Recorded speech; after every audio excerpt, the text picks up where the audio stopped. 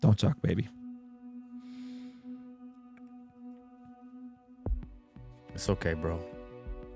Then she was swimming in the pool in their community, and somebody came and shot one of the guys in the neck, and pool full of blood. And this podcast is gonna be the first podcast I actually tell the backstory of this. Okay. When I was writing that story, I actually have people read the story because I don't like crying in front of people. Yeah. And so I can't read the story without crying. Ruslan. But before we get into our conversation with Preston Perry, guys, my name is Ruslan. This channel exists to encourage, empower, and inspire you to live a life that blesses God. Please do me a favor, hit that subscribe button, hit the bell notification. Now, let's jump into our conversation with Preston Perry. Let's get into this section from the book. Preston had me read this earlier. Let's see if I can get through it this time. So just for context, I just wanted him to read it just because I wrote a lot of stuff I wrote very poetically. And I wrote like, and I just wanted to hear Ruslan read it in his voice. And then I didn't know that, it would catch you off guard the way it did. But all right, it was a spring day. And I definitely gonna have more questions about this after I get through it. I don't know if I'll stop and have to ask you questions, but let me just read this. So it was a spring day. The hum of morning was quiet, like all the mornings that came before it. While still in bed, I heard gunshots echo in the distance. Who's shooting this early in the morning? I heard gunshots a second time, and this time they sounded closer.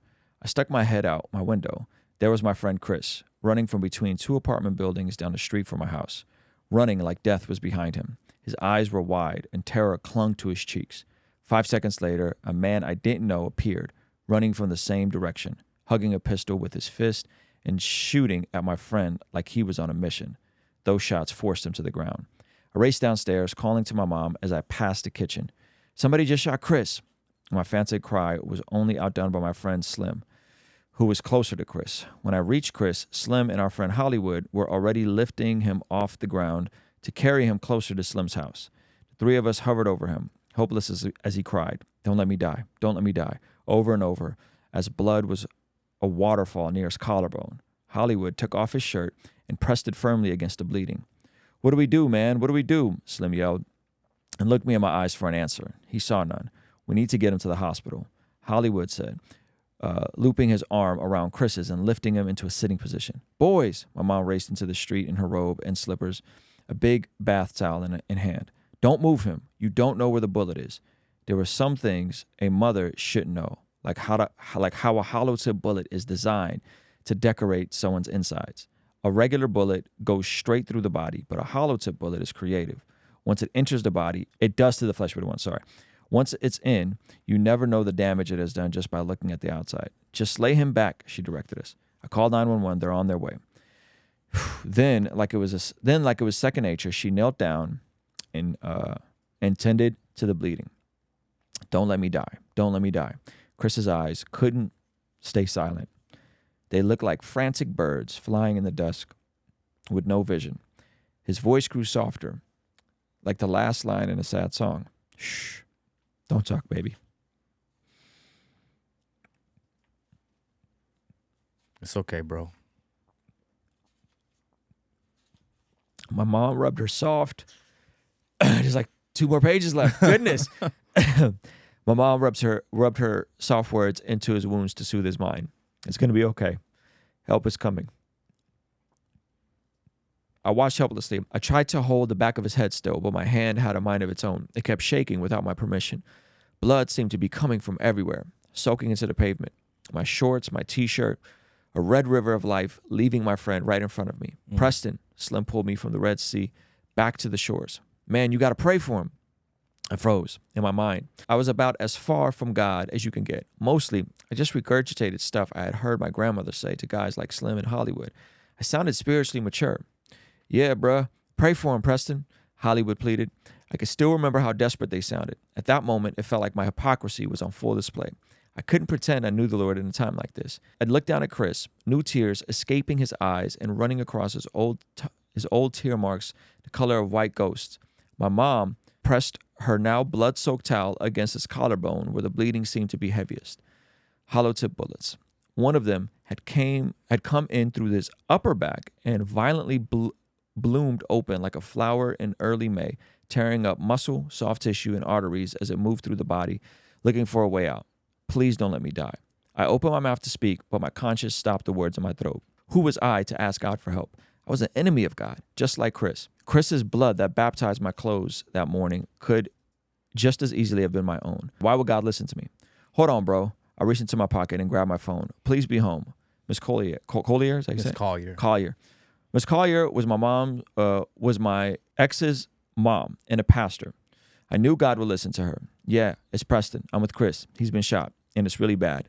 Can you please pray for him? She asked me to put the phone to his ear. I leaned in and listened as she led him through the sinner's prayer. Chris, she said, you need to ask the Lord to forgive you for your sins. I closed my eyes tight. Listen to her, bro.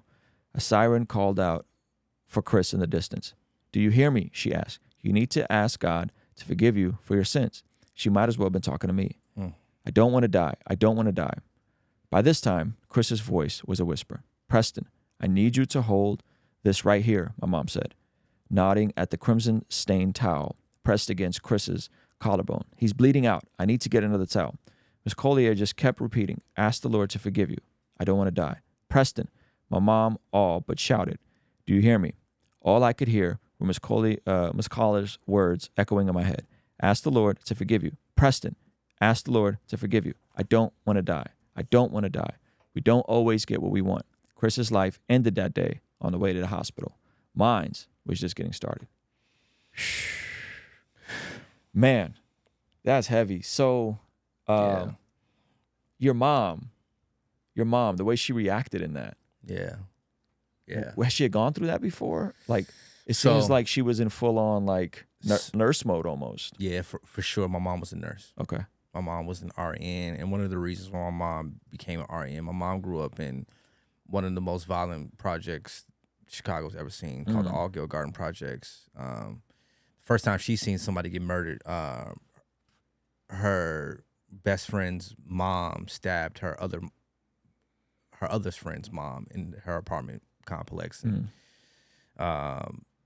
then she was swimming in the pool in their community, and somebody came and shot one of the guys in the neck, and pool full of blood, and so she just seen murder her whole life. You know, and so that's one of the reasons why she became a nurse, because she wanted to help people, try to save people's lives.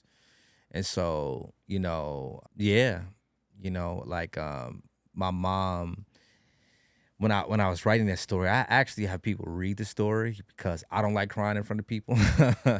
And so I can't read the story without crying. But, you know, my mom being there really, really helped me. Because, you know, even when you're a teenager, your mom still kind of feels like a protector, especially in a moment like this. You know what I'm saying? Like, I didn't know what to do.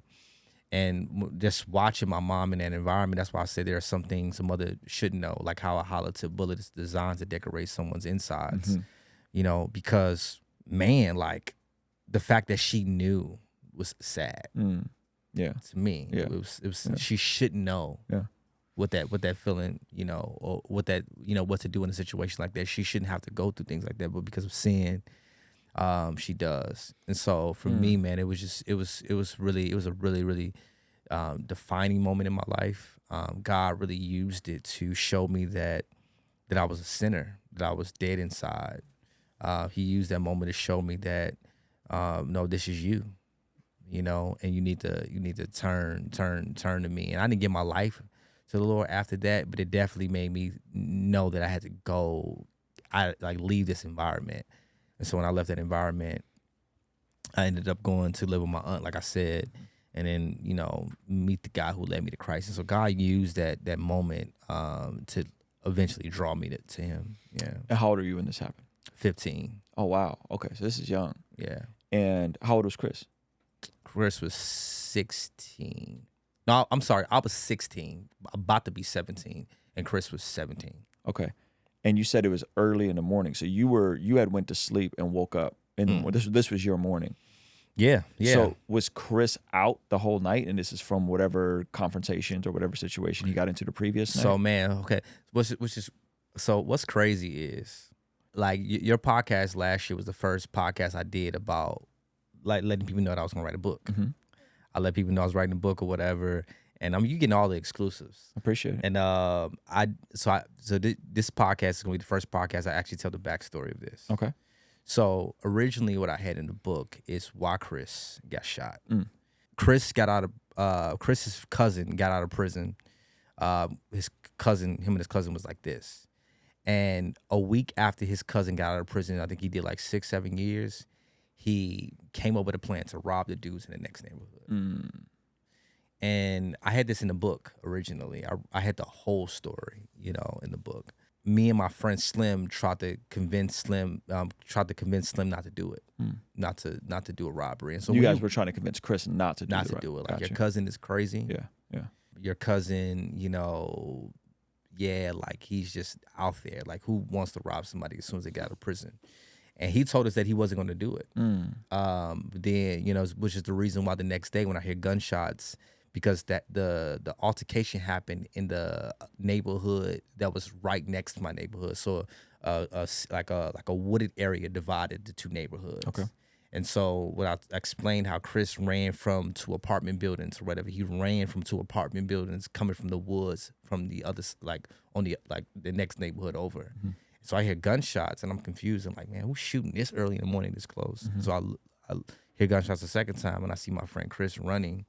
And so what happened was when you rob somebody, unfortunately in the hood, you either get them late at night or early in the morning. You got to get them off guard. And so they're robbing drug dealers. You know what I'm saying? That's what, you know what I'm saying? Yeah. And sadly in the streets, you know what I'm saying, robbing drug dealers is the highest reward, but it's the biggest risk, right? Because if you rob a drug dealer, you get the most money and you get drugs. You know what I'm saying? And the police ain't gonna look for you like they will look for if you rob an innocent person. Sure. Right? And so it's really, really like high reward, but it's high risk because, you know what I'm saying? And so, you know, so they robbed the wrong drug dealers, and they both got shot and killed. His cousin that got out also. Yeah, he got killed in the apartment. Chris actually escaped, but they chased him to my neighborhood and shot and killed him. Jeez. In my neighborhood. Were these guys ever charged? Or Yeah, I think the only guy that was really charged was the guy who chased Chris. Okay. But the other guys, I mean, they went to jail for like drugs and stuff like that. Yeah. But the other guy, I think he got out from self-defense. They came in his house. Whoa. They came in his house. You know what I'm saying? So I think it was 3 of them. I actually didn't even know the guys that well. So he got off? Yeah, he got off. Wow. Yeah, it was self-defense. I think he got other charges, but he didn't get charged for murder. And so, you know, you got this guy who just came home from prison. 7 days. It wasn't even a week almost. I think he did like 7-8 years or something like that. And I didn't know Chris's, you know, and I had the whole story in there, but I actually took a lot of why I took what he did. I didn't want people to, even now, I'm gonna be honest with you, I'm even contemplating. Yeah, I feel weird even talking about what he did because I don't want people to read what happened to my friend and be like, he deserved it. Because I think Christians can be very insensitive to people who grew up in poverty-stricken environments to think that, like, oh, you know what I mean? It's just like, no, like we're all fallen people. And we're all sinners. And he didn't know Jesus. And they're trying to get money the best way they can. And it was wrong. I mean, you know, but I really wanted people to just focus on the fact that a life was being taken tragically, and God was using that in his sovereignty to draw another life to him. Yeah. And so that's what I wanted people to focus on. Hey, thank you so much for checking out the video. Comment down below and let me know what you think. And be sure to check out this video that YouTube is recommending just for you. Let me know if they nailed it. All right? I'll see you over there. Peace.